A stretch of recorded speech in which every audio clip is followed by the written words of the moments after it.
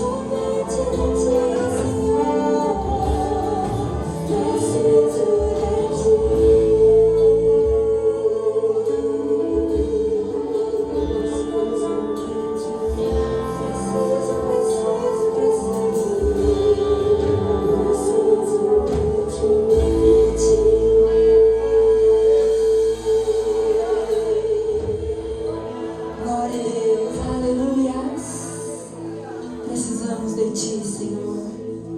Precisamos de Ti. Aleluia. A orquestra maravilhosa estará com a gente. No final, fazer mais um louvor com a gente. Podia ser todas as músicas, né? Lindo demais, glória a Deus. Vamos declarar, nós vamos seguir ao Senhor. Aonde estivermos, nós seguiremos ao Senhor. Aleluia.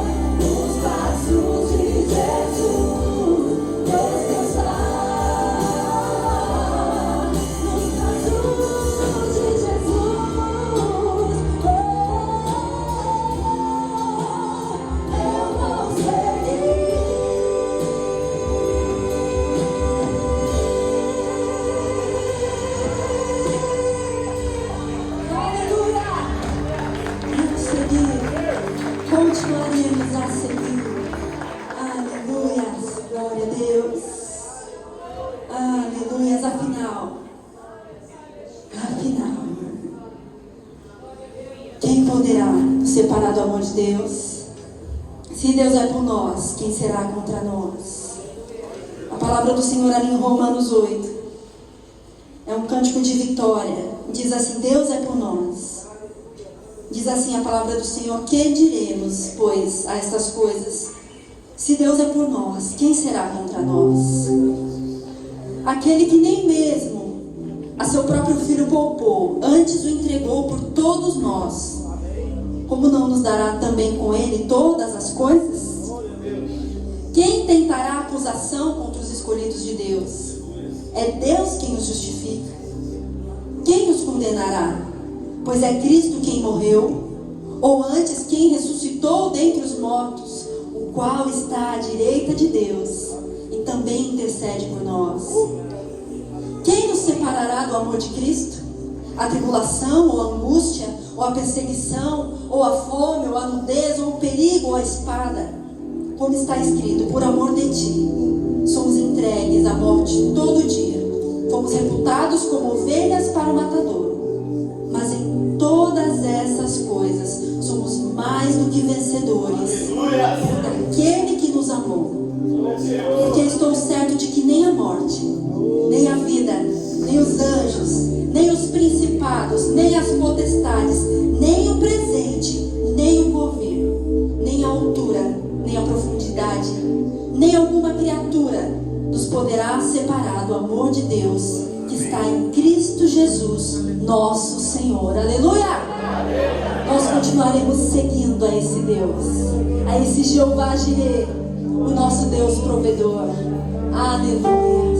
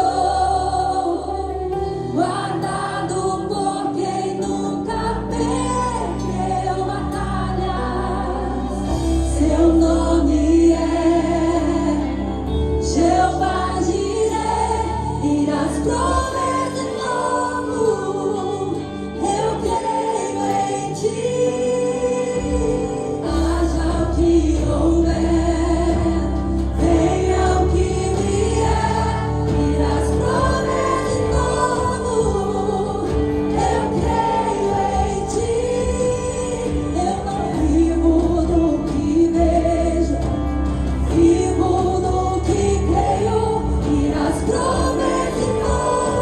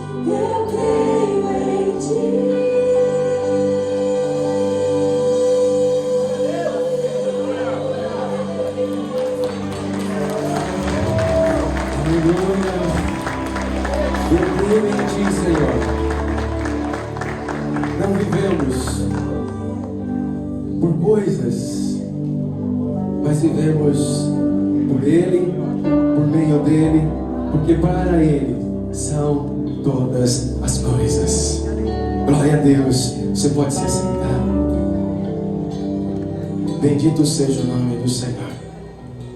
Glória a Deus. Aleluias. Mais um dia, né? Na presença de Deus. Com direito à orquestra e tudo, né? Deus abençoe a vida de vocês. E o Rodrigo.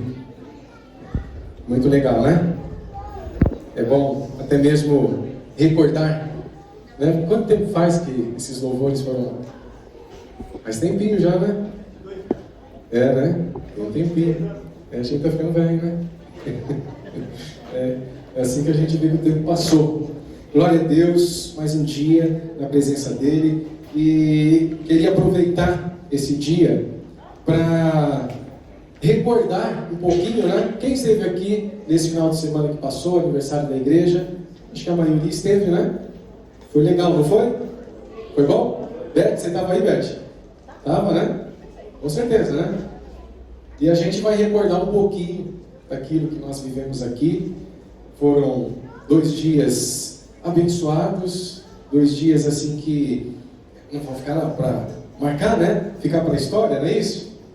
Né? Todo dia que a gente comemora 16 anos. Então, foram 2 dias assim que a gente pôde se alegrar na presença de Deus. Deus falar conosco, sermos ministrados. Vamos lá rever um pouquinho do que aconteceu aí nesses 2 dias.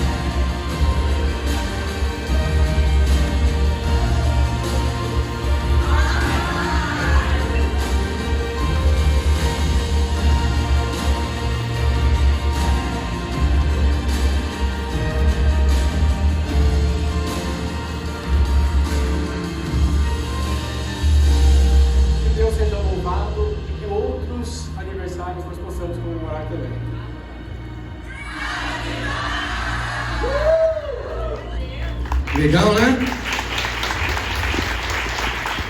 Você se viu aí? Você achou? Né? Acho que pelo menos com a maioria aí dos que estavam presentes, nós somos gratos a Deus por esse dia, por esses dias, né, por essa oportunidade. E a gente não pode, assim, simplesmente passar por um momento desse, de experiências óbvias, e a gente ficar nisso apenas, né? Foi legal? Foi bênção? A gente não fala assim, foi bênção?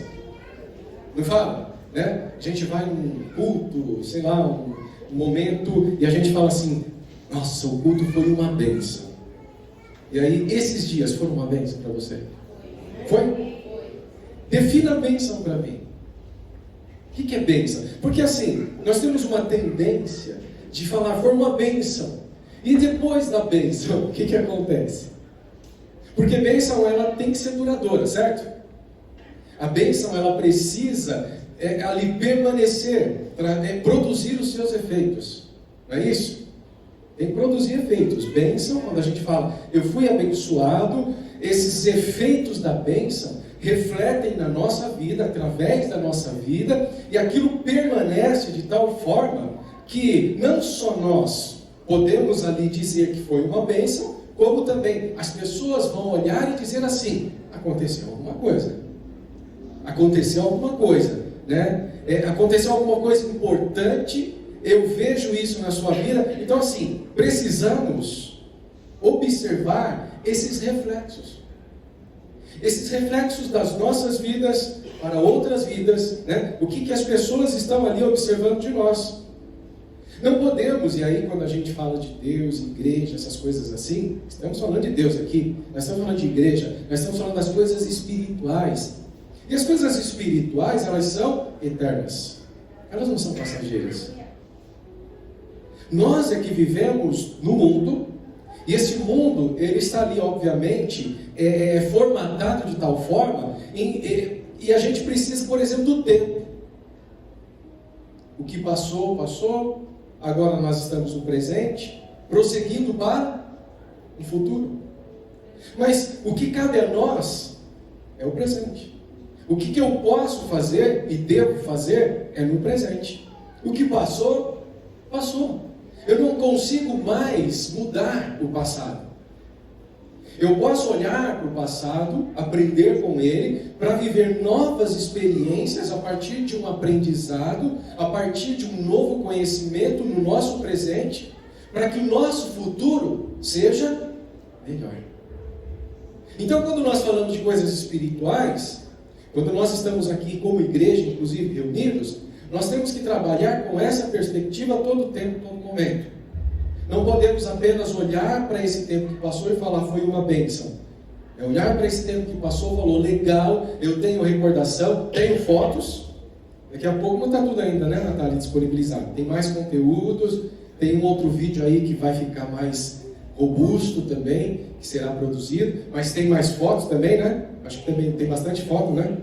Você viu, nós contratamos fotógrafo profissional, filmaram, com direito a tudo. Foi um investimento, teve um investimento.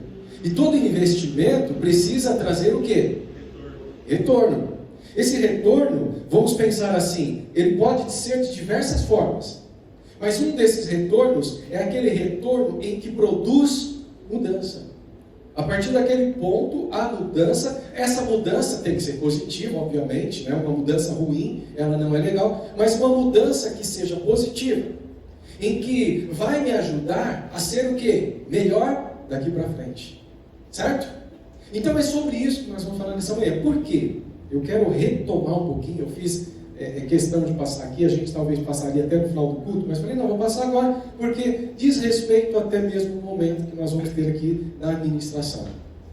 A gente precisa parar, refletir, até porque, se você prestou atenção, quem estava aqui prestou atenção, certo? Espero que esteja prestando atenção. As duas mensagens, elas foram no mesmo sentido. Elas podem ter partido de um ponto diferente, mas elas todas convergiram para um ponto único. Davi, eu comecei 10 horas aqui, não vem com essa não. Tá? Ainda teve vídeo, então já veio aí me assustar não, me pressionar. O Davi voltou, a plaquinha dele. Então, olha só. As duas mensagens partiram de pontos diversos, e elas convergiram para o mesmo ponto. Eu não vou entrar nos méritos daquela passagem, vamos ter a oportunidade de fazê-lo.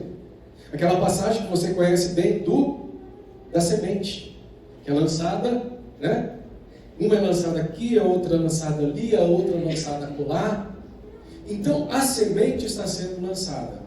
A semente sempre vai ser lançada. Quando a gente falar dessa semente, ali o contexto fala da palavra de Deus, a palavra de Deus é lançada. E aí a questão é, qual é o solo em que ela vai cair? E nessa manhã eu quero falar com você, qual é o solo que a semente está caindo? O solo é o seu coração. E que tipo de solo é esse que o seu coração está? Que tipo de solo? Né? Essa semente está caindo. E se você prestar atenção, o detalhe, uma coisa que chamou bastante atenção aqui, cadê o Ronaldo? Está ali. Pastor, você conversou com ele alguma coisa, falou alguma coisa? Eu falei, não, Ronaldo, eu nem conheço o Júlio César, né?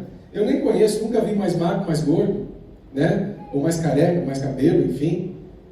Eu não conheço a pessoa. Não deu nem tempo, eu recebi ele na porta da igreja rapidamente ali, o táxi estacionou ali na frente, e foi o tempo da gente se cumprimentar, já estávamos ali no time, né? E a gente para começar, e não teve tempo de nada. Mas deu algum tema? Não deu tema. Nós só falamos o seguinte, aniversário da igreja. É o aniversário da igreja, né?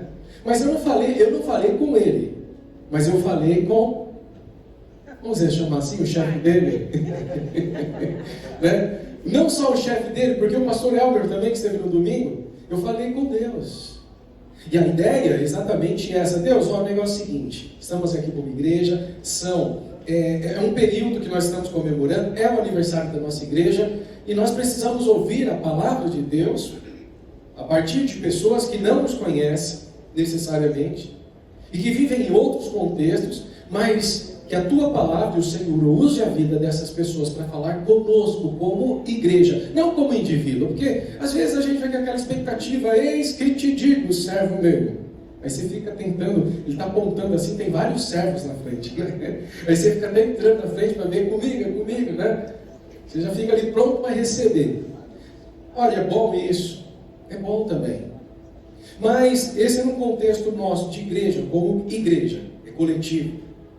E Deus de fato falou conosco. Uma coisa que me chamou a atenção, entre várias, mas eu quero pegar essa em específico, é esse detalhe das mensagens que vão convergir uma com a outra e que traz essa reflexão para nós. Então, quando eu falo de reflexão eu paro, eu reflito, eu não deixo passar batido, eu tenho que parar, eu tenho que refletir, né? E aí, o que eu tenho ouvido ao longo de tanto tempo? Quantas mensagens, quantas pregações, quantos ensinos, quantas coisas já ouvimos? Quantas coisas já ouvimos? E o que eu estou fazendo com tudo isso que eu já tenho recebido? Qual é a aplicação que eu tenho feito daquilo que eu tenho recebido? A gente já teve a oportunidade de falar algumas vezes, até mesmo a respeito do entendimento. Diga aí, entendimento. É olhar e ver várias passagens nas Escrituras, mas uma delas chama a atenção. Ela fala de um eunuco etíope. Ele era ministro da economia, das finanças da Etiópia. E essa pessoa fez uma viagem de muitos meses de duração. Ele veio para Jerusalém porque ele queria conhecer o Deus de Israel. Note, ele é da Etiópia. A Etiópia tinha vários deuses. Mas ele queria conhecer o Deus de Israel. E por que ele queria conhecer o Deus de Israel? Obviamente ele queria conhecer o Deus de Israel, que era famoso. Quem é esse Deus que fez tantas coisas? Quem é esse Deus que abriu o Mar Vermelho? Quem é esse Deus que fez, e Etiópia ali vizinha do Egito, né? Então eles conhecem a história de perto, inclusive. Quem é esse Deus que fez com que toda uma nação sucumbisse, a nação mais poderosa do mundo, ela sucumbisse, empobrecesse de tal forma como um julgamento a esta nação, pelo fato dessa nação, ela ter ali judiado, vamos chamar assim, do povo de Israel. O povo de Israel ficou muito tempo no Egito. Eles viveram um tempo bom lá no começo com José, mas depois, ao passar dos anos, eles viraram escravos.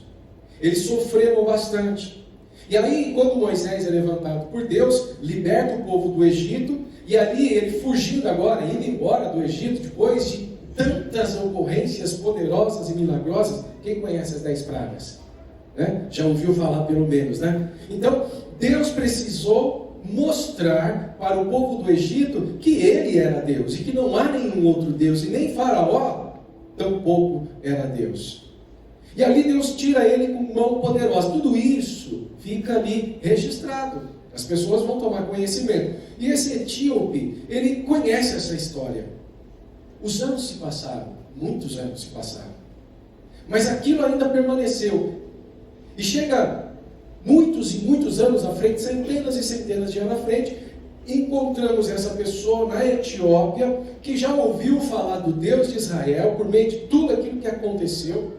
E esse Deus é poderoso, só que esse Deus, não só o fato dele ser poderoso, é um Deus que traz uma mensagem de salvação. É um Deus que traz uma mensagem de amor. É um Deus que traz uma mensagem em que o ser humano se vê ali com esperança novamente. E é isso que está no coração dele. Quem é esse Deus? Ele é de uma outra nação, mas ele se sente ali como se esse Deus também pode ser o meu Deus. E ele vai então para Jerusalém, reúne uma grande comitiva, muitas pessoas com ele. Ele é uma pessoa importante. Obviamente, quando você faz uma viagem dessa, e você vai para um outro reino, você não vai de mãos vazias. Então ele deve ter levado ali presentes, tesouros, riquezas. Ele está representando o reino da Etiópia lá em Jerusalém. Então, ele não vai sozinho, ele precisa ir com guarda pessoal, né? Soldados ali, porque pode ter bandidos querendo assaltar, roubar. Uma grande comitiva, e essa comitiva sai da Etiópia, atravessa ali todo aquele espaço do Egito, cortando, como o povo de Israel saindo do Egito. É um caminho mais ou menos por esse que ele fez. Isso não dura pouco tempo, dura bastante tempo. Vai para Jerusalém. Chega em Jerusalém, ele tem contato ali com o que está acontecendo em Jerusalém naqueles dias. E quais são aqueles dias? Você recorda? Os dias em que uma pessoa chamada Jesus, Nazareno, há pouco tempo havia sido crucificado. Mas há uma história de que esse tal Jesus que foi crucificado, ele ressuscitou ao terceiro dia. E que já não estava mais entre eles. E quando ele chega em Jerusalém, ele encontra ali toda aquela movimentação. Uma movimentação de pessoas naquela cidade. Jerusalém é uma cidade de peregrinação, e é uma movimentação religiosa. E ali há uma confusão também de religião. Há uma confusão ao judaísmo. Dentro do próprio judaísmo você tem várias conhecidas como seitas, ou então, se a gente pensar em termos políticos, partidos políticos. Fariseu, saduceu, tinha os escribas, tinha os herodianos, que eram aqueles que se identificavam com Herodes. Havia muitas facções, diria, que misturava tanto religião quanto política. Havia não dava para distinguir o que era uma coisa da outra.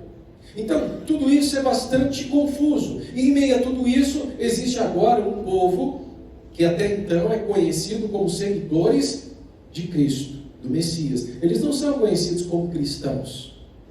Mas enfim, este etíope, este ministro da economia da Etiópia, chega até Jerusalém. E lá ele se depara com tudo isso. Ele encontra Jerusalém, tal como Jesus também encontrou. E você deve conhecer, por exemplo, uma passagem em que Jesus pega um chicote e ele sai açoitando as pessoas que estavam aonde? Dentro do pátio do templo. E fazendo o quê? Vitor? Cambiando, trocando dólar por reais. Estavam vendendo animais. E detalhe, eles não vendiam animais porque as pessoas vinham para Jerusalém para peregrinar. E aí tinha que oferecer um animal, um sacrifício, enfim. Só que aí essas pessoas estão vendendo, eles pegavam o pombo que era defeituoso, pegavam ali a ovelha que era defeituosa, e eles vendiam isso como se bom fosse. Aí as pessoas que iam lá, e note, eles todos estavam fazendo isso sob o comando dos sacerdotes do Deus Altíssimo. E ali, enfim, as pessoas vinham de toda parte do mundo para cultuar, peregrinar. E havia um comércio, por isso que Jesus pega ali o chicote e sai batendo em todo mundo, e ele diz assim: seus bandidos, é mais ou menos isso, seus ladrões, vocês estão transformando a casa do meu pai em um covil de ladrão e de salteadores. É isso que vocês estão fazendo. Vocês estão fazendo comércio com o nome de Deus. Vocês estão lucrando com isso. Vocês estão se aproveitando de uma oportunidade, enganando as pessoas. Então Jesus fica um momento de ira, né? E ele sai então chicoteando as pessoas, derrubando as mesas daquelas pessoas que estão vendendo as coisas. Note, quando este ministro da economia da Etiópia chega em Jerusalém, o contexto não é diferente. A religião está presente. Deus, de certa forma, está sendo pregado aqui, pregado ali, pregado acolá. Mas que Deus? Que Deus é esse? E ele vem então para Jerusalém. Ele se depara com aquilo. Imagina você chegando, querendo conhecer Deus, e aí você ouve falar que Deus é assim, ou ouve que Deus é assado, ou ouve que Deus é... Aí você fala, mas espera, Deus é isso ou é aquilo? Quem é Deus? O detalhe, se você estiver numa procura sincera, verdadeira, você vai encontrar. Esse etíope, ele estava nessa procura sincera e verdadeira. E ali em Jerusalém, durante algum tempo, ele ficou vendo tudo isso, porque é confuso o negócio. É confuso, né? Que igreja que eu vou? Qual é a igreja? A Vivai? Né? Eu vou na igreja X, a igreja Y, a igreja Z. Que igreja é a certa? Há uma confusão de teologias. Sabe o que é teologia? O que é teologia? Estudo da vida. Então, teologia é estudo também de quem? De Deus. Por isso, teologia, né? Então, o estudo de Deus. Existem muitas teologias. Uns dizem que Deus é assim, outros dizem que Deus é assado, enfim, né? Que Deus é? Quem é Deus? Quem é o Deus verdadeiro? E esse etíope chega ali, ele tem contato com essa cultura, essa religião, enfim, tudo aquilo que está acontecendo ali naquela cidade. Mas o coração dele está sedento. Preste atenção nisso. O coração dele está sedento. Ele quer conhecer mais. Ele não conhece, ele nem sabe aonde procurar, mas ele quer conhecer mais. Ele quer conhecer a verdade. Ele está em procura, na busca pela verdade. E a Bíblia diz assim para nós: conhecereis a verdade, e a verdade vos fará livre. Note que esse etíope, já de um tempo, ele ouvia dizer, de geração em geração, ele foi conhecendo essa história: o Deus de Israel é um Deus poderoso, mais poderoso do que outros deuses que já podemos olhar ao longo da história, porque deuses são inventados por homens. E esses deuses, né, eles são atribuídos a eles a divindade pelo fato de alguma realização que eles atribuem a um Deus. Só que quando se compara com o Deus de Israel, vê-se que esse Deus de Israel é mais poderoso. É mais poderoso. Esse etíope, ele vê aquilo, vê isso, ele fala: eu acho que não é isso. Eu acho que não é isso. Mas ele está ainda procurando. E detalhe, ele investiga provavelmente. Ele não foi ali para fazer turismo religioso. Tem gente que faz turismo religioso. Ah, que legal, né? Que bom, foi uma bênção. Às vezes a gente está no turismo religioso, né? Quando a gente fala até mesmo foi uma bênção. Só que defina a bênção. A gente precisa definir melhor o que foi bênção. Porque a bênção tem que produzir resultados. Ele sai dali com sede. E o que a Bíblia diz para a gente? Quem tem sede, venha a mim e beba. Quem tem fome, eu vou saciar a fome. Esse etíope ainda está com sede, esse etíope ainda está com fome. Provavelmente ele ali teve contato com a livraria gospel de Jerusalém. E ali ele comprou um rolo de um texto de Isaías. E ele fala: eu quero conhecer mais esse Deus. Você pode depois passar aqui na livraria da Rosângela. Cadê a Rosângela? Está ali. Comprar o livro inspirado. ler esse livro, se você está com fome, está com sede de justiça.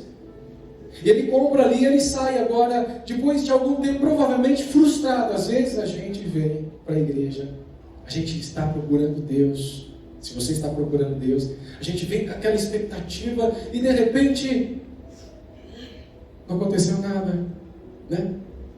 Não caiu fogo do céu. A gente fica esperando coisas extraordinárias acontecer, mas não aconteceu nada de extraordinário que eu possa ver. A gente atribui muita questão do ver, do tocar, né? Do sentir. Mas as coisas de Deus, elas dizem respeito à fé, e não sobre aquilo que cantamos aqui.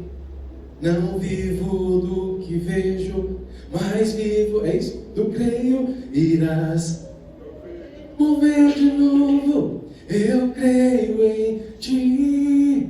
Eu creio em ti. Então, eu vivo pela fé, eu não vivo pelo que vejo. As coisas espirituais têm que ser dessa forma. Eu não vivo pelo que vejo, eu tenho que viver pelo que eu creio. Porque quando eu vivo pelo que eu creio, mas não, eu posso crer em várias coisas. Eu posso crer em várias coisas. Só que quando eu encontro a verdade, eu passo a crer nessa verdade, ainda que eu não a conheça totalmente, eu continuo prosseguindo para o alvo da soberana vocação de Deus que está em Cristo Jesus. Esse é meu alvo. Eu passo a trilhar um caminho diferente. Eu esqueço das coisas que para trás ficam e eu prossigo para frente, para o alvo da soberana vocação de Deus que está em Cristo Jesus. Então, há um caminho, há um percurso, há uma busca e um desejo. Porque se há um caminho que eu estou fazendo, se há uma busca que eu estou fazendo, precisa haver o quê? Um desejo. É esse desejo que me impulsiona a querer conhecer o Deus de Israel. A querer conhecer o Deus verdadeiro, o Deus que fez os céus, a terra, o mar, o Deus que, note, provavelmente esse etíope também conhecia essa história. Ele sabia do que Moisés havia revelado da parte de Deus. No princípio, criou Deus os céus e a terra era sem forma e vazia, e o Espírito de Deus pairava sobre a face das águas. Então ele tinha uma cosmovisão bíblica. Existe um Deus, é diferente dos outros deuses, e eu preciso conhecer esse Deus. Há uma fome, há uma sede e uma busca. Quando existe essa fome, essa sede, e você sai nessa busca, você vai encontrar. Só que você pode encontrar um monte de coisa. Um detalhe que você precisa prestar atenção é o seguinte: se há sinceridade no seu coração, Deus vai conduzir o processo. Deus vai conduzir o processo. Você pode até nem saber muito bem porque, e Deus, Ele leva em conta a ignorância. Entende? Ele leva em conta a ignorância. Ele está olhando a sinceridade do coração. Existem pessoas que estão procurando o quê? Ouvir aquilo que agrada a elas mesmas. Sabe aquela pulseirinha no ouvido assim, gostosa, você fica, né? Coçando o ouvido. A Bíblia até fala sobre isso daqui. Quando eu vou procurar algo segundo o que eu quero, segundo o que eu estou precisando, porque se eu quero, há uma necessidade, mas aquilo que eu quero não necessariamente é aquilo que Deus quer. Então existem pessoas que vão numa busca egoísta. Eu vou buscar o que eu quero para mim, segundo os meus conceitos, segundo os meus princípios e detalhes, segundo a minha cosmovisão, a minha visão de mundo, a minha visão de universo. Existe essa busca também. Agora eu estou falando aqui, coloco para você dessa forma, aqueles que estão buscando sinceramente conhecer a Deus. Deus vai se revelar a você. Ele pode até conhecer a sua limitação, entenda? Ele pode conhecer, aliás, pode não, ele conhece a sua limitação. Só que ele olha lá no fundo, ele vai além do que os olhos podem ver. Porque Deus vê o coração, ele não vê o exterior, ele vê além do exterior. E ele vê uma sinceridade, ainda que com limitações. Ele vê essa sinceridade, ainda que com... que haja às vezes uma preguicinha lá no fundo. Quer e não quer, quer e não quer. Quero, mas não consigo. Sabe aquilo que Jesus fala sobre os discípulos, quando ele está no monte ali do Getsemane, orando. E aí os discípulos, ao invés de ajudarem ele em oração, os discípulos fazem o quê? Dormem. E aí Jesus fala assim, o espírito está pronto, mas a carne não quer buscar as coisas de Deus. Então mas Deus está olhando isso, esse seu desejo, ainda que sua carne, ela não queira, e ela te puxe, ela te impulsione para um outro lugar, longe de Deus, mas o Espírito está ali naquele desejo, naquela fome de conhecer mais a Deus. Esse etíope aqui, ele estava dessa forma. Só que aí ele vem, ele participa dos cultos, né? Aniversário da Vivai, lá em Jerusalém. Foi uma bênção, deve ter sido, né? Ele conheceu muitas coisas. Agora ele está voltando, mas está voltando ainda frustrado. E essa frustração, eu digo, frustração boa. Essa é boa. Naquele sentido de que eu quero mais. Eu não posso parar só nisso. Eu não conheci tudo, porque não foi suficiente para que eu pudesse fazer uma imersão espiritual. Uma imersão no Espírito. Eu quero mais. Eu quero mais, eu quero mais. E ali ele está caminhando de volta para a sua terra, talvez frustrado, falando consigo mesmo: eu vim para Jerusalém buscar o Deus de Israel, mas eu acho que eu não encontrei esse Deus. Mas ele está ali, ainda com o desejo do seu coração de conhecer a Deus. Note, olha só o que vai acontecendo, algo extraordinário. Algo extraordinário. Porque naquele mesmo tempo, é o tempo em que a gente está falando da igreja que surge. Essa igreja que ficou em Jerusalém, que Jesus disse assim: fique em Jerusalém, até que do alto eu revista vocês de poder. Fiquem em Jerusalém. Então há uma ordem: permaneçam em Jerusalém, permaneçam na minha presença, permaneçam buscando, permaneçam orando, permaneça clamando, permaneça alimentando esta fome, esta sede de justiça. Permaneça, permaneça, permaneça. Continue, não saia. Jesus fala para os discípulos: não saia de Jerusalém. Até que. Então há um tempo. Até que do alto vocês sejam revestidos de poder. E ali provavelmente havia um grupo de pessoas grande que começou, não sei, a campanha de Jesus, a campanha dos 40 dias ou dos 50 dias. Há um tempo começa o primeiro dia, 500 pessoas, vamos chutar? 500 pessoas em Jerusalém, num lugar, não é no templo, é num lugar à parte. Havia vários endereços da religião em Jerusalém, cujo principal era o templo de Jerusalém. Mas os discípulos de Jesus, os seguidores de Jesus, estão num lugar chamado cenáculo. E ali eles estão se reunindo dia após dia, dia após dia. E o que eles estão fazendo? Eles estão buscando. Eles nem sabem o que, nem imaginam, nem fazem ideia. Mas eles estão apenas orientados por uma ordem: permaneça em Jerusalém, até que do alto vocês serão revestidos de poder. Então eles permanecem em Jerusalém, fazendo o quê? Olhando um para a cara do outro, contando os dias, falando assim: e aí? Né? Não aconteceu nada. O que eles estão fazendo? Eles estão buscando. E eles estão falando com Deus. Eles sabem orar. Já ouviu falar de oração? Quem aqui já ouviu falar de oração? Todo mundo ou não? Sério? Você já ouviu falar de oração? E quem aqui conhece oração? Conhece o que é orar? Porque eu ouvi uma coisa, né? Já ouvi falar sobre oração. Quem aqui pratica oração? Porque oração é prática. Oração é prática. Oração, na verdade, é diálogo, é falar com Deus. É conversar com Deus, é se dirigir a Deus, é a criatura se prostrando diante do Deus. Isso é oração. E oração é culto. Oração é uma atitude, é uma posição em que você assume, em que você reconhece não ser nada diante da divindade que é tudo. Você reconhece o seu lugar de criatura e você rende glórias e honra ao Criador. Isso é oração. É quando você conversa com Deus. E detalhe que Deus deixou oração para nós.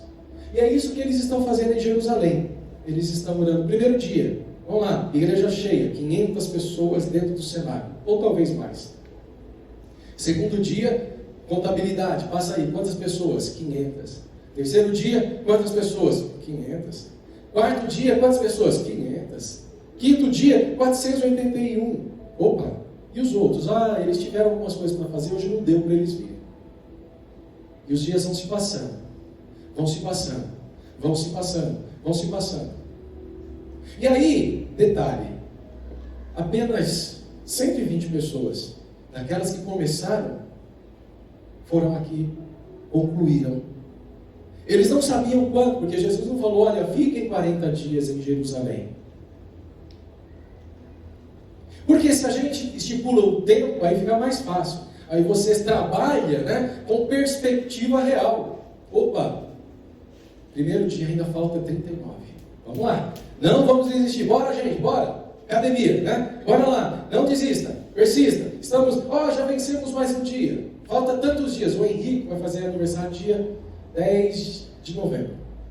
E ele já está contando. Faltam 13 dias. Cada dia ele está contando. Faltam 12. Faltam 11. Né? Não sei o que ele está querendo dizer com isso, né? Mas ele está ali falando, falta. Ele vai contando. A gente tem essa tendência de colocar um prazo, não é ruim, é bom até, dependendo da situação. Só que quando Jesus falou para os discípulos, fiquem em Jerusalém, ele não falou quanto tempo. O espaço, a meta está aberta. Quando a gente atingir a meta, a gente até dobra, né? Fica ali. Você não sabe. Então, estamos perdidos. E ali eles ficaram. A questão é, não vivo do que vejo, mas vivo do que creio, né? Eu vivo do que creio. Eu creio na palavra daquele que fez a palavra. Eu creio na promessa daquele que fez a promessa. Porque aquele que fez a promessa é fiel para cumprir a promessa. Ele é fiel para cumprir a promessa. Essas pessoas estão em Jerusalém, permanecem, elas estão ali. Aqueles que ficaram, de fato, aqueles que têm o coração voltado para Deus, encontram Deus. E aí, a Bíblia diz assim, chegando o dia de Pentecostes, eis que eles estavam reunidos naquele lugar. Esse lugar treme, opa! Aí você está vendo coisa extraordinária já começando a acontecer. E de repente, vem do céu um alarido, um vento impetuoso. Você fica imaginando, é um terremoto, é o quê? O que está acontecendo nesse lugar? Né? É uma coisa diferente, eu nunca passei por isso, eu nunca presenciei isso. E então a Bíblia diz que eles, orando naquele lugar, de repente sobre cada uma daquelas 120 pessoas, desce dos céus como se uma língua de fogo sobre cada um deles. E essas pessoas começam a falar em línguas que eles nem imaginavam poder falar. Eles começam a falar em outros idiomas, cada um falando de uma forma diferente.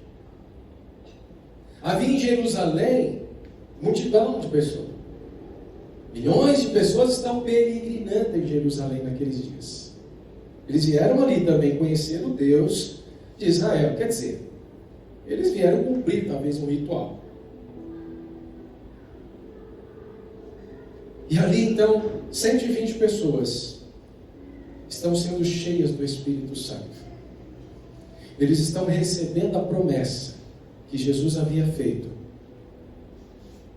de enviar o outro Consolador.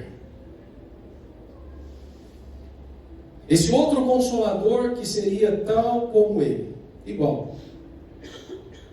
E que Jesus diz assim, ele vos ensinará todas as coisas. Ele vai mostrar a vocês o futuro que a Deus pertence. Ele vai dar a vocês o entendimento de coisas que o homem não é capaz de ter. É esse Espírito, a vida do Espírito Santo. Jesus subiu aos céus. E ele fala assim, olha, eu preciso voltar para o Pai. Eu preciso. E olha, detalhe, eu voltando para o Pai vai ser melhor para vocês, porque eu indo virá o Consolador, o Espírito Santo. E detalhe, quando ele vier, vai ser melhor do que eu aqui com vocês. E por quê? Porque eu estarei com o Pai. Ou seja, não é mais um apenas, agora são dois, nos céus e um na terra. Ele estará com vocês todos os dias, até a consumação dos séculos. Aquelas 120 pessoas creram nisso. E elas foram cheias do Espírito Santo. E elas foram cheias do Espírito Santo porque elas permaneceram. Permaneceram. E essas pessoas agora cheias do Espírito Santo, elas saem daquele lugar e elas começam a pregar. Elas começam a falar de Jesus, o Filho de Deus, o Nazareno, o Cordeiro de Deus que tira o pecado do mundo. Aquele que foi morto, mas que ao terceiro dia ressuscitou, está vivo e vai voltar. Eles estão anunciando a morte de Cristo até que Ele venha. Pessoas naquela cidade, pessoas naquela região estão ouvindo falar de uma mensagem, e a gente conhece qual é a mensagem: as boas novas de salvação. Detalhe, voltando aqui, foi bênção. Foi bênção? Se foi bênção, eu tenho uma mensagem para pregar. E eu tenho uma mensagem de boas novas para transmitir. Se foi bênção, é porque eu recebi algo. Eu recebi de graça. E de graça também eu vou transmitir. Eu vou dar. Essas pessoas que estão em Jerusalém, esses discípulos, com mais outros, os 12, lembra dos 12, menos um? Lembra quem é um? O Judas. Eles estão com junto, entre aquelas 120 pessoas, estão os discípulos de Jesus, que saem pregando e fazendo coisas extraordinárias, sinais, prodígios, maravilhas, estão sendo operadas pelas mãos dos apóstolos. Uns estão sendo presos, outros estão sendo inclusive mortos. Quem nunca ouviu falar de Estevão, que foi apedrejado? E quem estava comandando tudo isso? Paulo, o tal de Saulo de Tarso. Tiago também foi morto. Por quê? Está pregando uma mensagem que não deve pregar. Que a religião instituída está proibindo de ser pregada.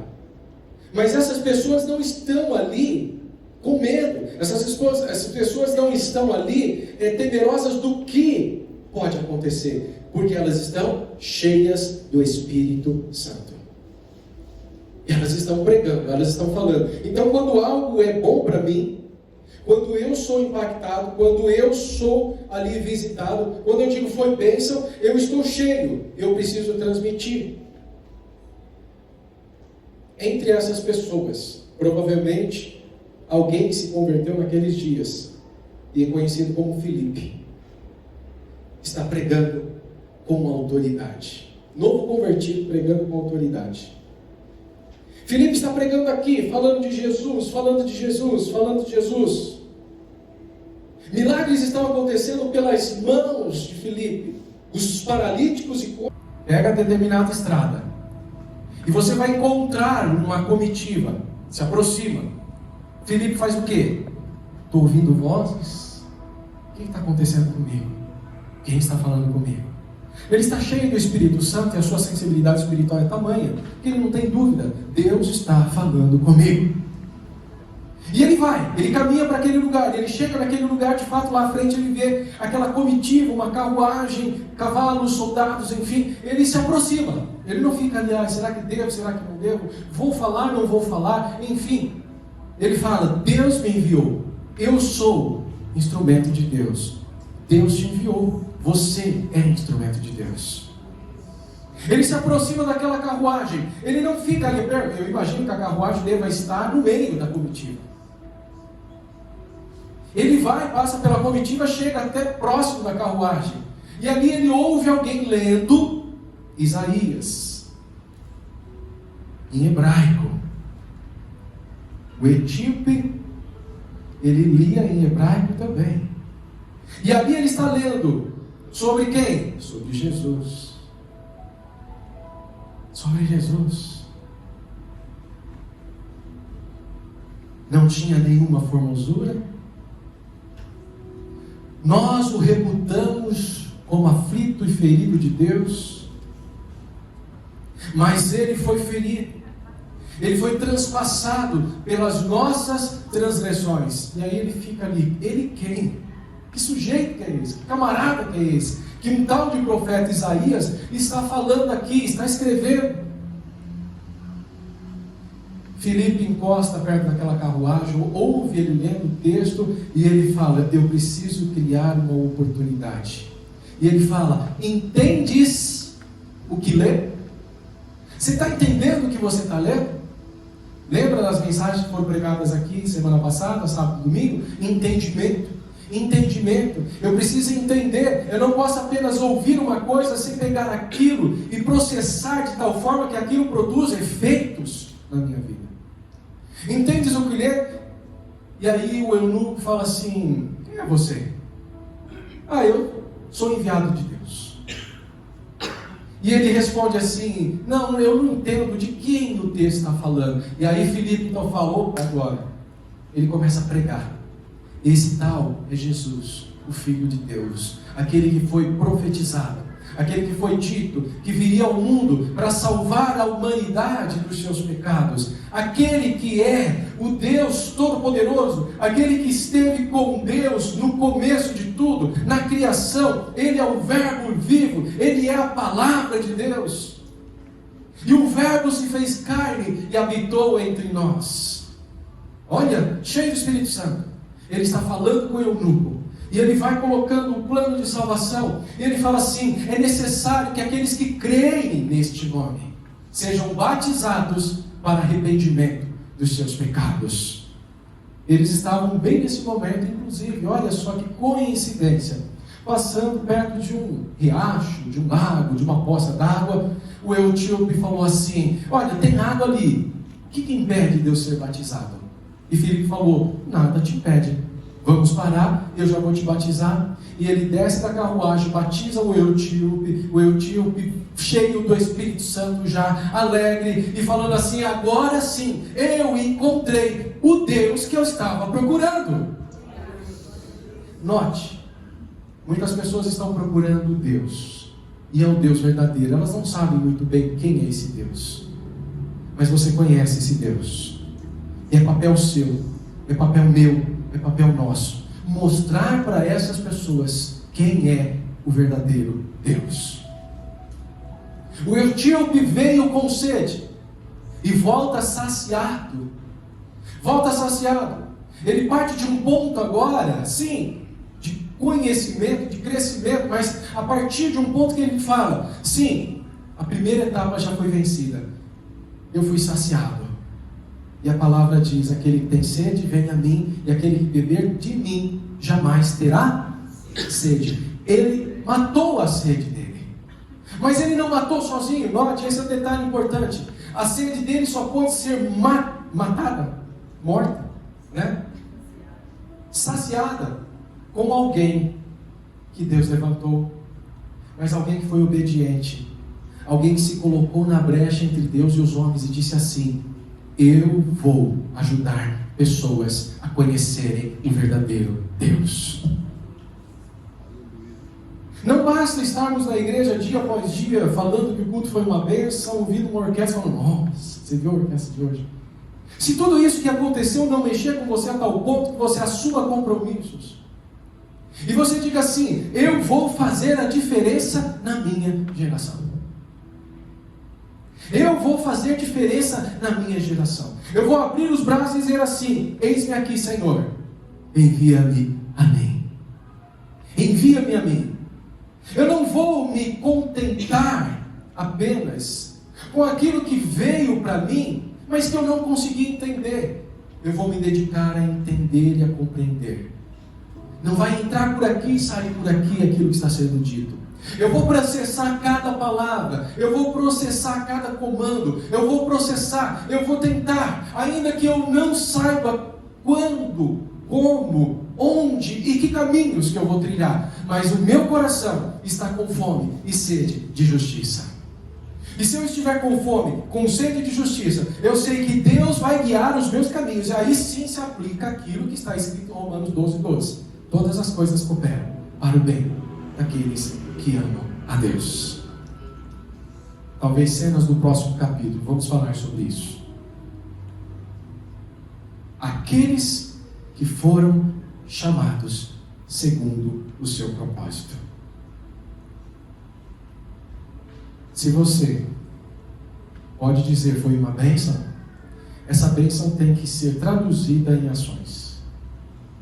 E você tem que dizer: eis-me aqui, Senhor, usa-me a mim. Porque existem pessoas sedentas que estão procurando Deus. Elas estão tendo contato com a falsa religião. Elas não encontraram ainda, mas elas estão buscando. Eu estou aqui, eu quero ser usado. Usa, Senhor, a mim.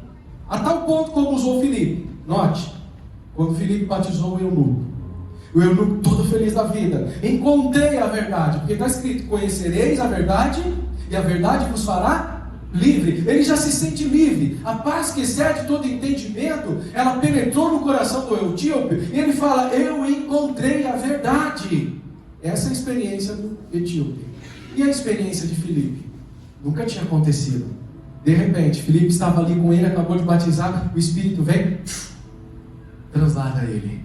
Ele sai daqui, desaparece, e o etíope ficou olhando: espera aí, foi um anjo? Foi o quê? E Filipe, então imagina, quando ele se chega aqui, lá em Azoto, ele fala: o que é isso que aconteceu comigo?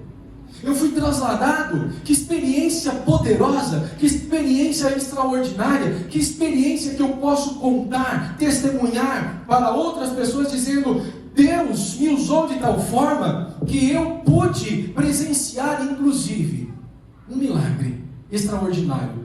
Eu fui trasladado de um lado para o outro.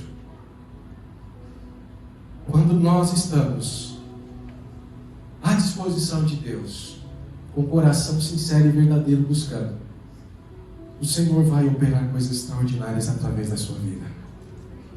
Permita-se ser usado por Deus.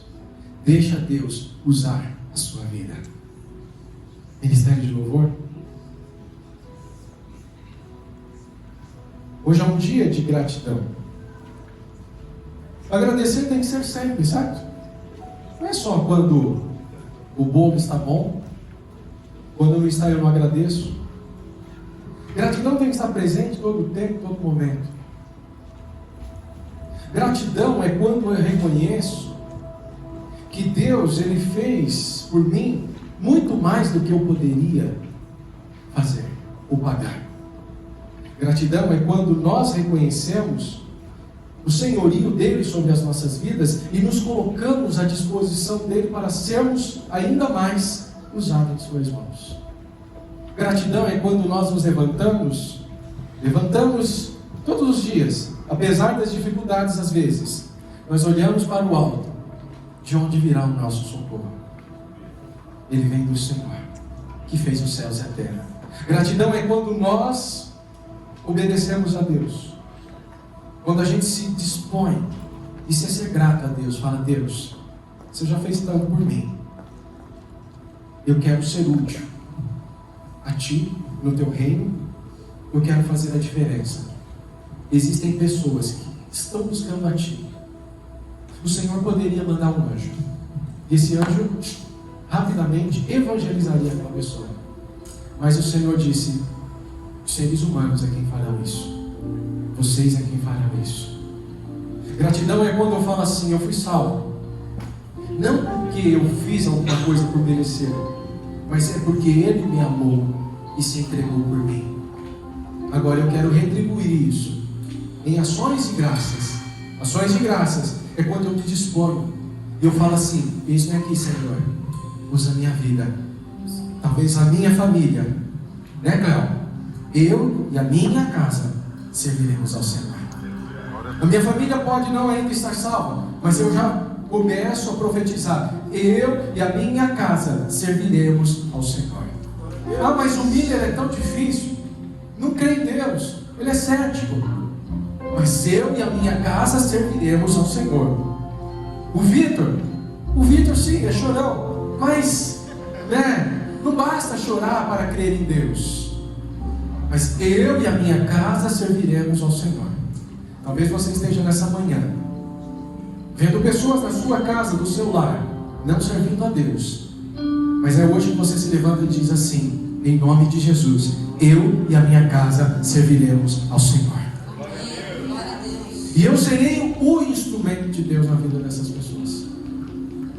E aí eu já assumo um compromisso e digo: eis-me aqui, Senhor, usa-me a mim. Eu quero ser grato a Ti por meio daquilo que estou fazendo, em prol, não do Teu reino, porque o Teu reino sempre é eterno, mas em prol daqueles que vão entrar no Teu reino. Eu quero ser instrumento Seu. Eu quero ser grato a Ti, demonstrando com ações de graças na vida de outras pessoas, transmitindo o que eu recebi de graça, mostrando para elas que existe sim um Deus que as ama, que as perdoou, não está perdoando, que já perdoou, e que quer que elas conheçam a verdadeira paz que excede todo entendimento.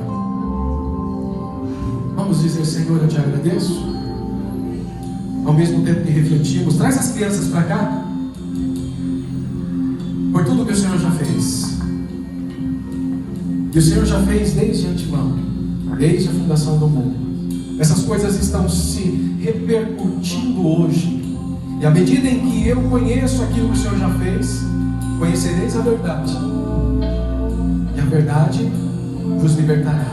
O Senhor já fez, e à medida que eu conheço o que o Senhor já fez, eu vou sendo liberto, vou sendo liberto, vou sendo liberto, vou sendo liberto, sendo liberto cada vez mais, para que eu possa produzir cada vez mais para o louvor do Teu nome. Então você vai agradecer a Deus, cantando também, mas ao mesmo tempo assumindo um compromisso no seu coração.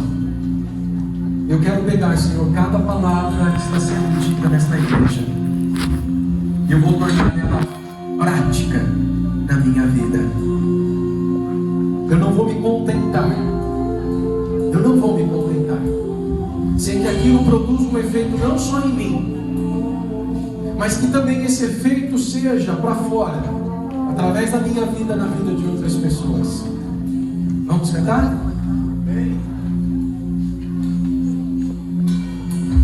Cante com alegria, cante com o coração, assumindo o compromisso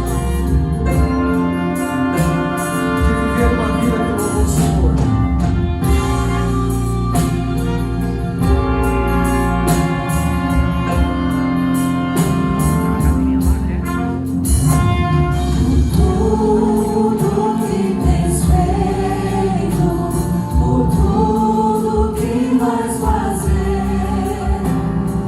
Tuas promessas e tudo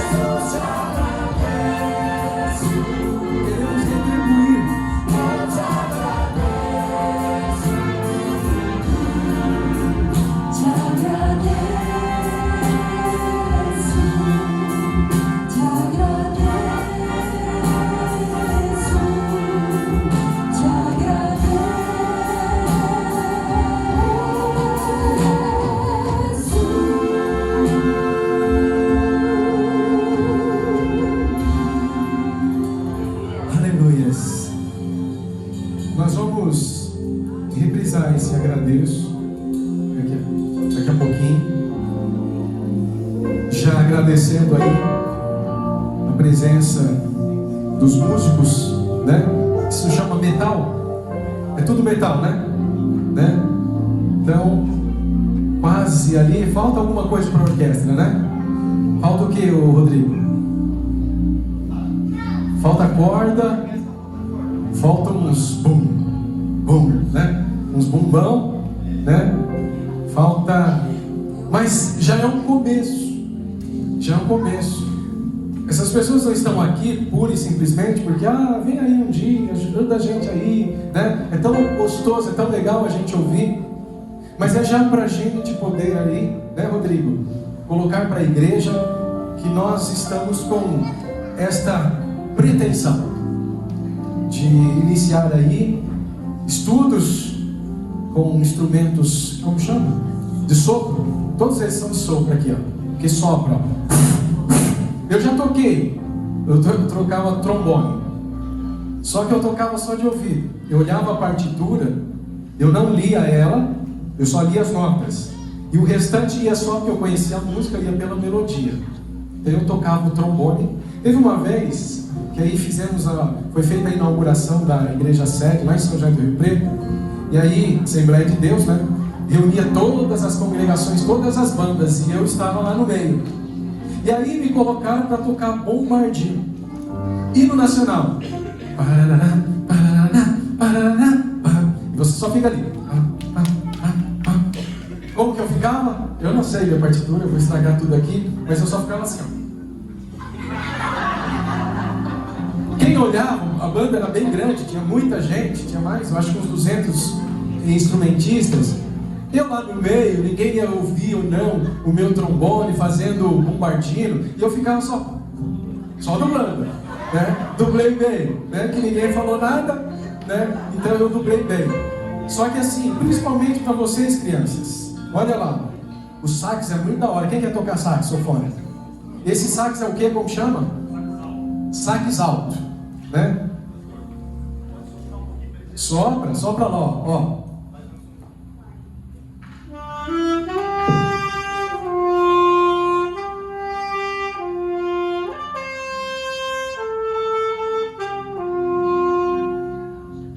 O pistãozinho, esse aqui é o que? Esse primeiro?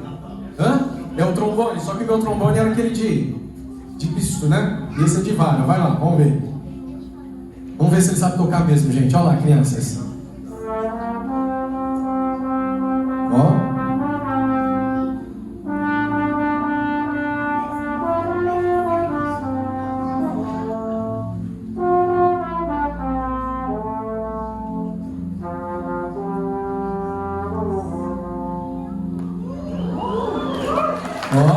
O outro é o pistão.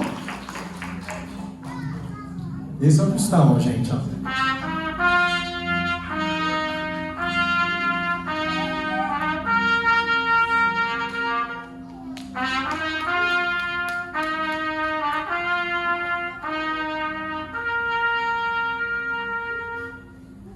E tem um último ainda. É igual, né? Então, olha, a gente já faz meio que um lançamento aqui. Você que tiver interesse, eu quero aprender, você vai falar com o Rodrigo, vai procurar o Rodrigo, e o Rodrigo vai te passar aí maiores informações, tá bom? As crianças, principalmente, que vocês aprendem muito rápido. Você viu aqui, ó, Gustavo? Saiu até na foto, hein, Gustavo? Você viu? Você viu? Lá, tocando guitarra, né? Então, nós queremos aí aproveitar esse momento também para a gente poder desenvolver essas habilidades. E agora é o nosso momento áureo. O que é aquele momento áureo? Culto de gratidão. E esse culto de gratidão nós estabelecemos dessa forma, de nós podermos agradecer a Deus também com as nossas finanças. É quando nós vamos até a presença de Deus e a gente ali coloca diante de Deus, devolvemos a Deus o que Ele nos deu. Não é nosso, nada é nosso, nada é nosso, tudo é dele. Ele que criou tudo, Ele criou tudo. Mas Mas ele disse um negócio pra gente. Ele falou assim: se vocês forem fiéis nisso que eu estabeleci com vocês, eu vou abrir as janelas dos céus e vou derramar bênçãos sem medida. Eu vou derramar bênçãos sem medidas. Em detalhe, ele ainda nos dá uma deixa. Ele fala assim: nesse ponto em específico, eu deixo que vocês façam prova de mim. Façam prova. E fazer prova é quando você fala: Deus, eu tenho sido fiel nos meus dízimos, eu tenho praticado a primícia, eu separo antes, e agora, ainda que simbolicamente, eu venho à tua presença.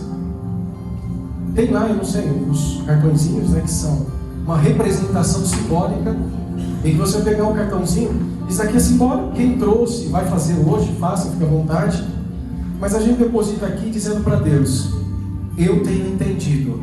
Lembra do entendimento? Não basta ouvir, tem que entender. Pastor, eu não entendi ainda, estou entendendo só 10%, falta 90%. Continue, permaneça, vá à frente. Aquilo que você já entendeu, pratique. Eu vejo que tem pessoas que estão aqui visitando. Fiquem à vontade, isso é para nós, é para a igreja aqui, o pessoal que já aprendeu. O pessoal que está aprendendo, a gente está ensinando. E eu digo sempre o seguinte: não faça se você não entendeu. Não faça, mas continue buscando até que você entenda. Porque não é a questão do fazer só que Jesus deixou, é o que? O resultado do fazer. Então vocês verão a diferença entre aqueles que servem e aqueles que não servem. Se eu não vos abrir a janela dos céus e derramar sobre vocês bênçãos sem medidas, que ninguém poderá contar ou dizer como foi. Não é matemática, Andressa. Você também é matemática? Não. Não é matemática, Andressa. Não é 1 mais 1, você vai ficar maluca.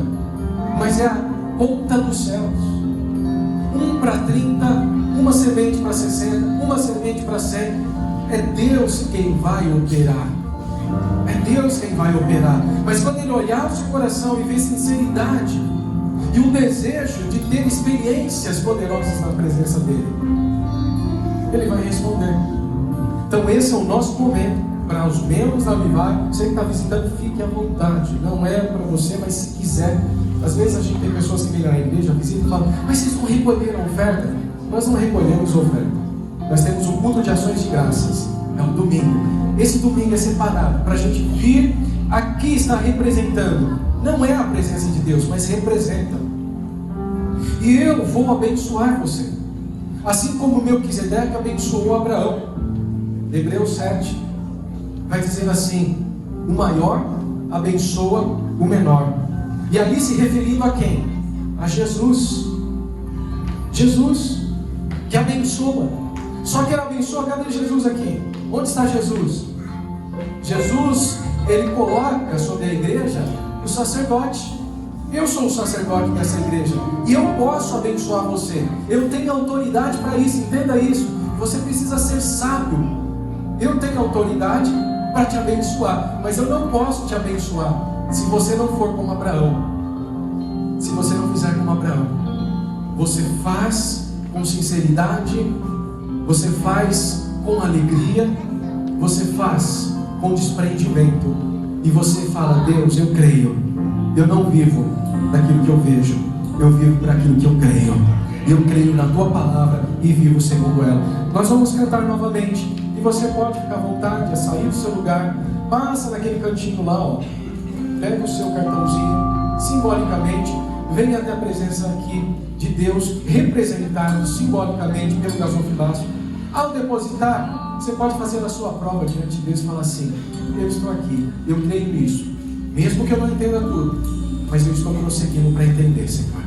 E eu quero viver todas as suas bênçãos na minha vida, em nome de Jesus. Por tudo o que tens feito, Senhor, eu te agradeço.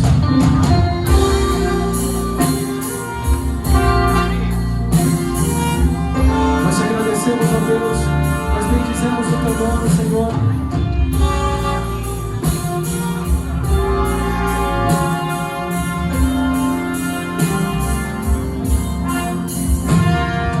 Por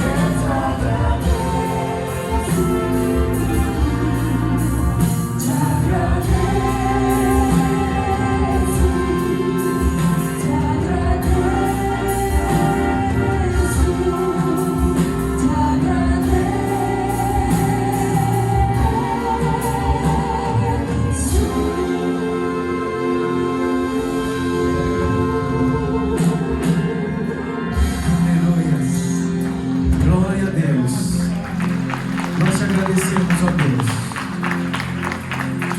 Nós te agradecemos, amém. Bendito seja o nome do Senhor. Expressamos a nossa gratidão. Assim, eu quero ler com você Hebreus capítulo 7. Eu acho que é o verso 4.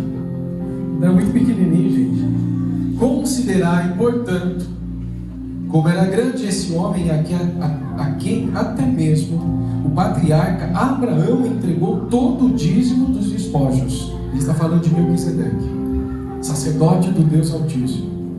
Ora, os que dentre os filhos de Levi receberam o sacerdócio têm o mandamento de recolher, de acordo com a lei, os dízimos do povo, isto é, dos seus irmãos, ainda que tenham todos estes descendidos de Abraão. Contudo, este homem, Melquisedeque, que não pertencia à genealogia de Levi, recebeu os dízimos de Abraão e abençoou aquele que tinha as promessas.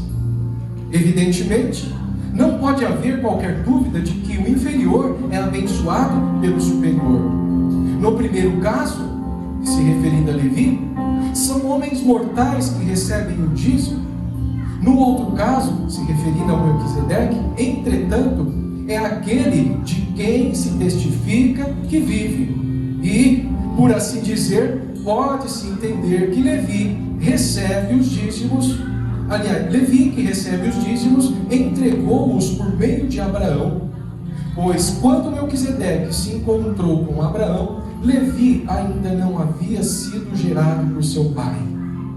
Mas o sacerdócio de Cristo é eterno. Sendo assim, se houvesse uma maneira de alcançar a perfeição por intermédio do sacerdócio levítico, considerando que durante sua vigência a lei foi entregue ao povo, por qual razão haveria ainda necessidade de se levantar outro sacerdote conforme a ordem de Melquisedeque e não a de Arão? Pois, mudando o sacerdócio, obrigatoriamente ocorre também mudança de lei. Porque aquele sobre quem se fazem essas afirmações pertencia a uma tribo, da qual ninguém jamais havia servido diante do altar. Porquanto é bem sabido que o nosso Senhor descende de Judá, tribo da qual Moisés nada fala quanto ao sacerdócio. E este fato torna-se ainda mais claro com o surgimento de outro sacerdócio à semelhança de Melquisedeque, não constituído segundo o decreto de um mandamento humano relativo à linhagem, mas de acordo com o poder de uma vida inextinguível.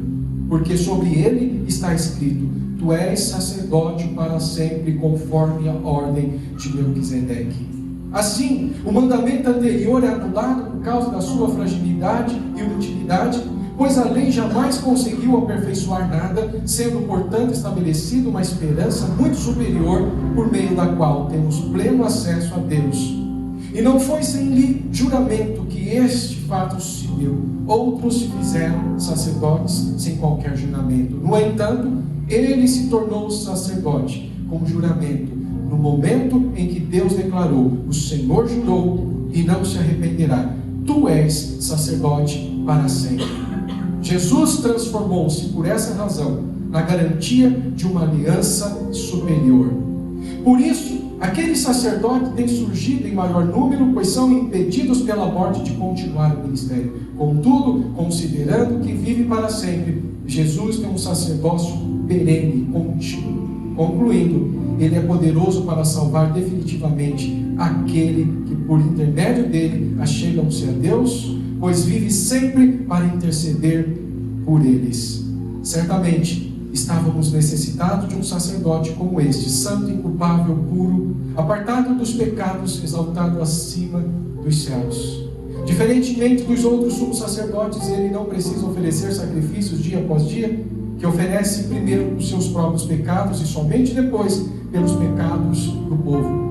Portanto, no momento em que se ofereceu a si mesmo, realizou esse sacrifício de uma vez por todos, porquanto a lei designa sumos sacerdotes a homens que têm fraquezas, mas o juramento que veio depois da lei estabelece por toda a eternidade o Filho que foi aperfeiçoado.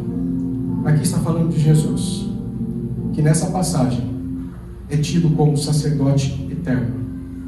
E diz assim: hoje, no nosso tempo, quem recebe os dízimos não é mais a tribo de Levi, os de Arão, mas é o próprio Cristo, que como estivesse aqui recebendo você, quem traz a presença dele. E quem vai representá-lo aqui na terra? Os sacerdotes.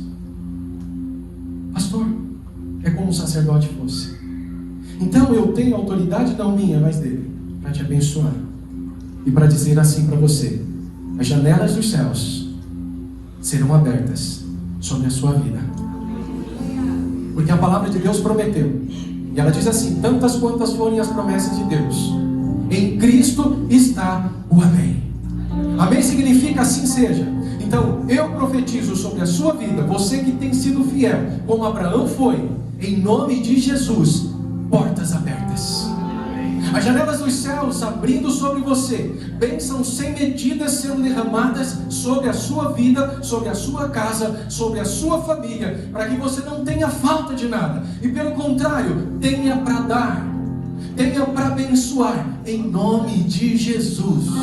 Em nome de Jesus, que a bênção do Senhor esteja sobre você e você testifique disso. Pode dizer amém?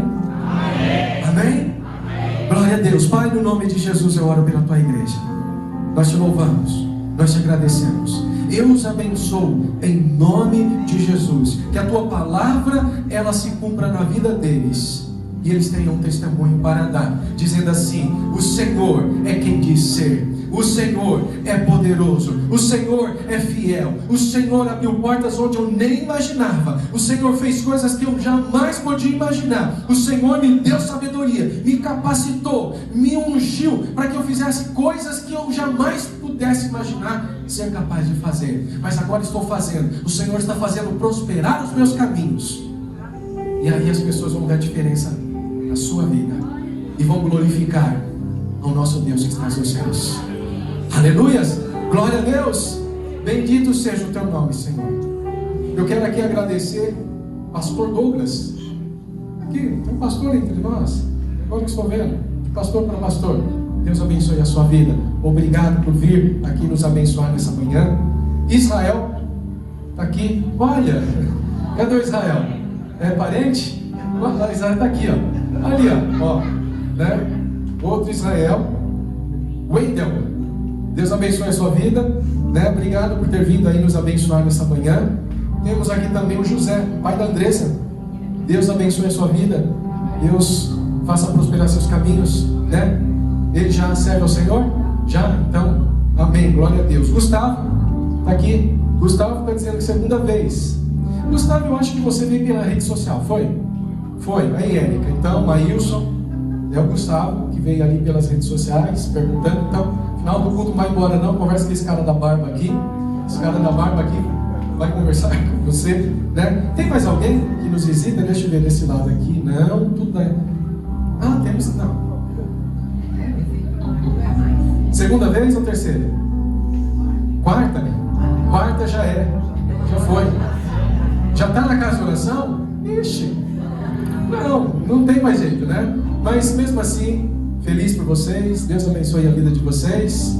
Deste lado aqui temos uma moça ali também, né? Deus abençoe a vida de você, né? Primeira vez? Segunda? Quem vem a segunda vez também já fica. Também já era, né? Aqui tá todo mundo em casa já, né? Aí já ficou já, né? Já tá certo? Fechou. Deixa eu ver. É isso aí. Aquela jovem também já é, já tá até... Ah, tem um casal ali no fundo. Mas já vi vocês aqui.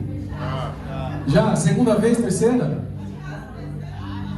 Ah, depois da segunda, eu falei, depois da segunda já era também, né? Deus abençoe a vida de vocês, mais uma família. Vamos agradecer a Deus. Olha a pessoa que está ao seu lado aí e fala: eu vou orar por você. Porque o Espírito Santo me ungiu para eu abençoar a sua vida. Eu quero orar por você. Eu quero abençoar a sua vida. Eu quero ministrar sobre a sua vida. Ministra aí, não deixa ninguém sem ministrar. Ó, a Raquel está sozinha ali, abraça aí. Deixa eu ver. Cadê? Quem estiver sozinho, abraça e fala: eu vou ministrar sobre a sua vida, eu quero te abençoar. Ministra na vida, fala: eu abençoo, Senhor, a vida do meu irmão, da minha irmã. Eu abençoo, a bênção do Senhor está sobre mim, eu posso abençoar. Esse é o desejo do meu coração, Senhor. Que essa pessoa que aqui está, ela viva tudo aquilo que o Senhor tem na vida dela. Que ela descubra, Senhor, os seus caminhos.